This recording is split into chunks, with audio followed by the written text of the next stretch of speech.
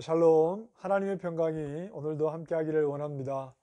우리 오늘 함께 나눌 말씀은 신명기 19장 1절부터 3절까지만 같이 보도록 하겠습니다. 신명기 19장 1절에서 3절입니다. 내 하나님 여호와께서 이 여러 민족을 멸절하시고 내 하나님 여호와께서 그 땅을 내게 주심으로 내가 그것을 받고 그들의 성읍과 가옥에 거주할 때에 내 하나님 여호와께서 내게 기업으로 주신 땅 가운데에서 새 성읍을 너를 위하여 구별하고 내 하나님 여호와께서 내게 기업으로 주시는 땅 전체를 새 구역으로 나누어 길을 닫고 모든 살인자를 그 성읍으로 도피하게 하라. 아멘. 네, 전체 우리가 13절까지 도피성에 관한 말씀을 오늘 좀 같이 보려고 합니다. 도피성에 관한 말씀은 신명기뿐 아니라 이제 여호수아서에도 기록이 되어 있고, 그리고 민수기 말씀이나 출애굽기 말씀에도 도피성에 관한 말씀이 있습니다. 요단강을 기준으로 요단 동편의 3개의 성읍, 그리고 요단 서편의 3개의 성읍, 6개의 성읍을 도피성으로 이제 마련을 하게 되죠. 하나님께서 이 도피성을 만들게 하는 목적을 10절에서 이렇게 말씀합니다. 10절 말씀해 보시면 여호와께서 기업으로 주시는 땅에서 무죄한 피를 흘리지 말도록 도피성을 만들라고 하시죠. 무죄한 피를 흘리지 말아야 한다는 말은 부당한 죽음이 있어서는 안 된다, 그런 의미의 말씀입니다. 그리고 이제 2절과 3절 말씀에 보면 길을 닦아야 합니다. 그 도피성을 어디에 두느냐 하면 요단 서쪽에 보면 북쪽에 하나, 그리고 중앙에 하나, 그리고 남쪽에 하나, 이렇게 아주 골고루 도피성을 만들고 길을 닦습니다. 그래서 혹시 어디에 살든지 살인을 저질렀을 경우에는 도피성으로 피할 수가 있었는데, 도피성에 피한다고 해서 모든 사람이 다 살아남게 되는 것은 아닙니다. 자, 이 도피성에 피했을 때 살아남게 되는 사람은 4절 말씀에 본래 원한이 없이 부지 중에 그 이웃을 죽인 경우입니다.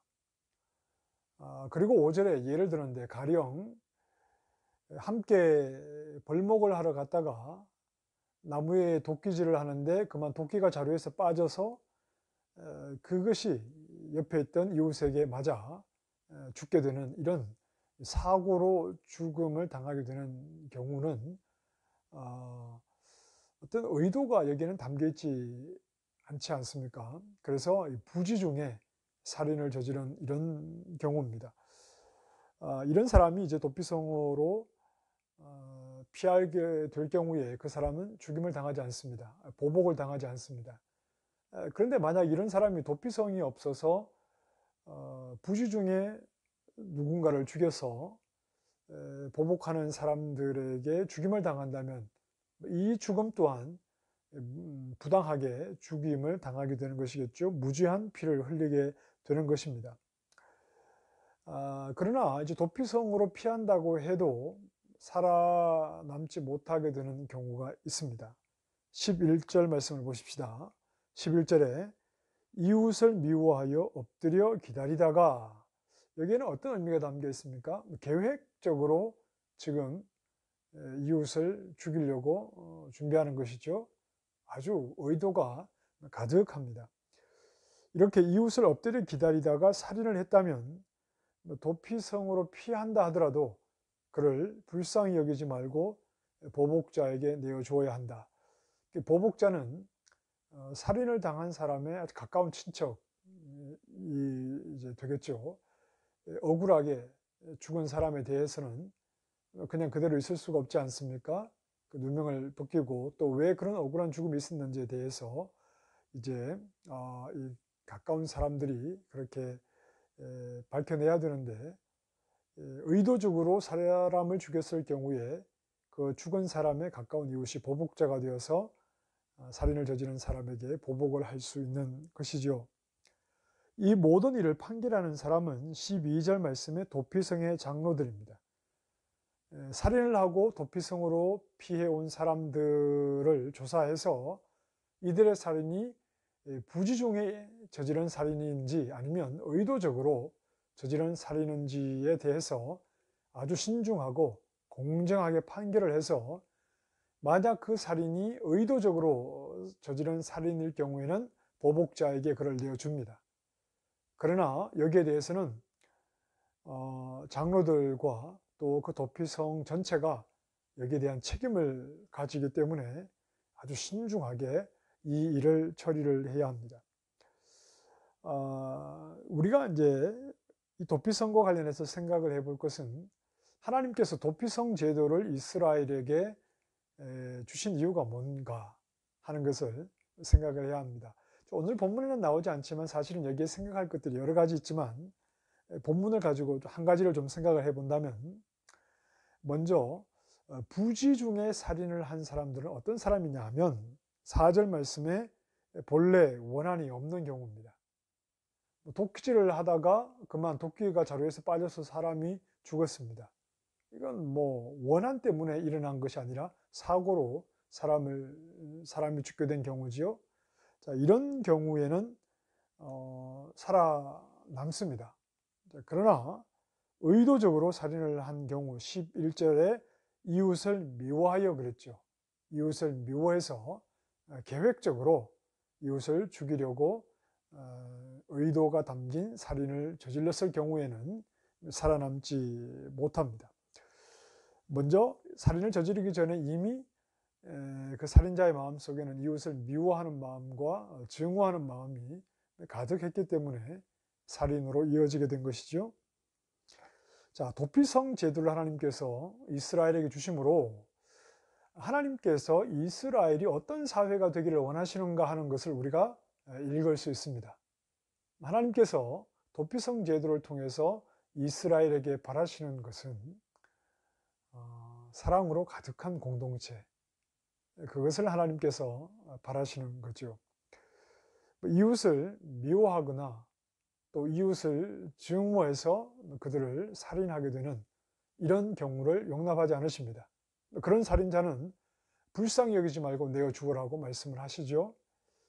이웃을 증오하고 미워하는 이런 공동체가 아니라, 그러나 또 의도하지 않은 채 부지중에 살인이 일어나게 되는 경우가 있지만 이것은 그 이웃을 증오해서 일어난 살인이 아니기 때문에 도피성 제도를 통해서 이들은 생명을 이어갈 수 있게 하시는 겁니다.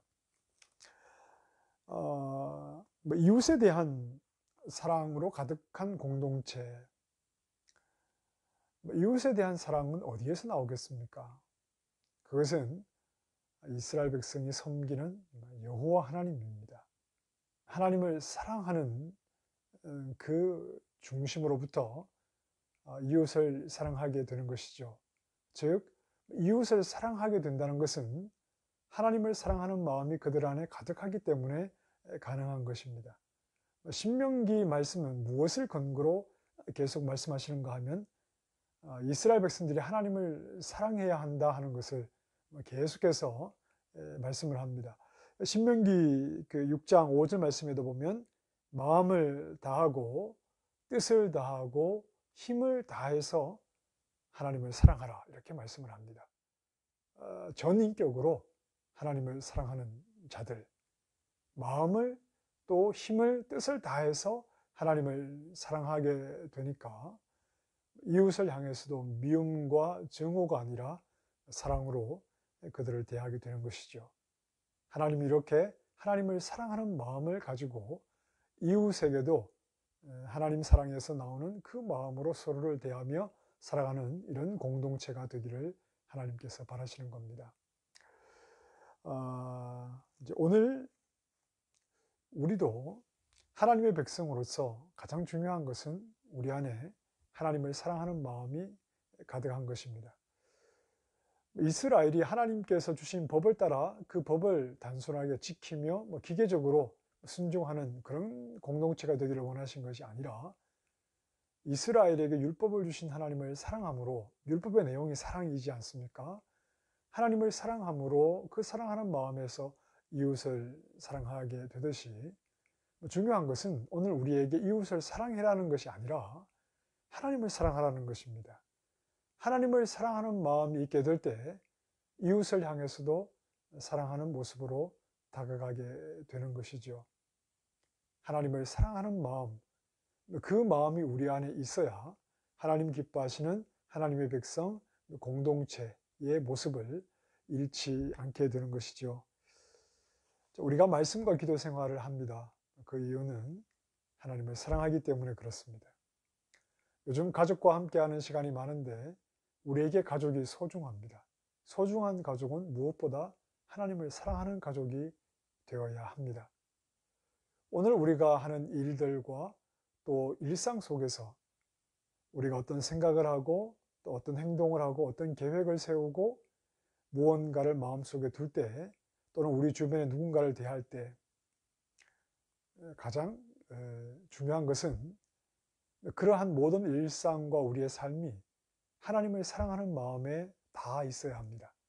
내가 하나님을 사랑하기 때문에 그러한 계획과 말과 행실과 또 우리의 삶이 주어져야 합니다.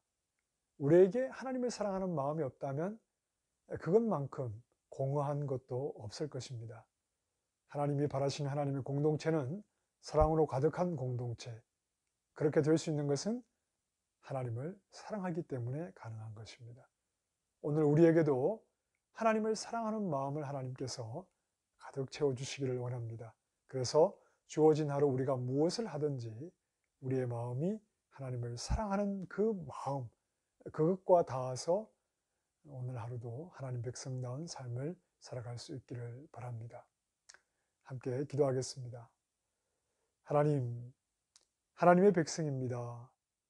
우리 안에 하나님을 사랑하는 마음이 가득하게 해주셔서 전 인격으로 하나님을 사랑하게 해주셔서 주어진 하루를 살아갈 때 무엇을 하든지 하나님을 사랑하는 마음에서 나오는 행실이 또 말이 하루의 삶이 될 수 있도록 우리를 인도해 주시옵소서. 예수님 이름으로 기도합니다. 아멘. 오늘도 하나님을 사랑하는 마음으로 승리하는 하루가 되시길 바랍니다.